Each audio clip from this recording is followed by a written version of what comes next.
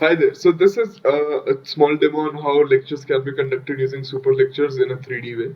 So all you have to do is share a link with your students that they can join in and see the lecture. Alright. So this right here is a small lecture that we conducted for one of the teachers about semiconductors and junctions and diodes. And what are they and why should you care about them? I'm going to skip over the details of what semiconductors actually are, and we're going to discuss about the platform itself. So right here you can see there can be text in a slide or there can be 3D models in a slide. So right here is a 3D model of a light bulb in a switch, and a PN junction is nothing but a microscopic switch, and that's what this lecture is basically about. So what are the properties of that switch? It should be small, cheap, and fast, and that's what we have here, a microscopic switch.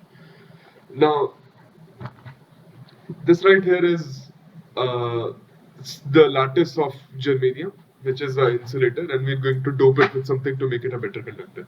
Teachers can actually open the whiteboard and talk about that. Okay, this is a germanium lattice.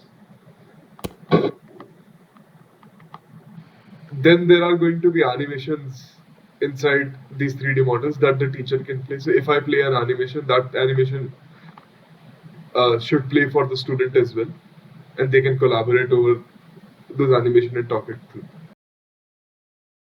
So, if you're a student and you want to explore a 3D model on your own, you can just click on this lock symbol at the bottom, and then you can explore the 3D model however you like. You can change, pause, play the animation, independent of the teacher. And when you have explored this model on your own, you can just click back on this lock symbol, and you'll follow whatever the teacher is doing. So this is how students can independently explore topics. Cool. Model that you can search for and explore. We have topics varying from biology to economics that you can study on this app.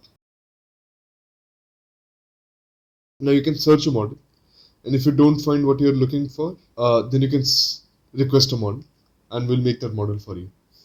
There is a section of ChemAR in which we create about 90 million organic compounds on the runtime that you can explore in AR.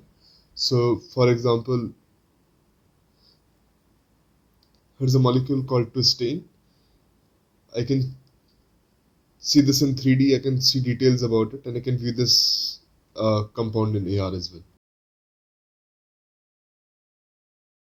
There is a section for lectures where teachers that have created lectures on Dimension will show up. I can also request a lecture and somebody on the Dimension platform will create that lecture for me. And yeah, that's pretty much it.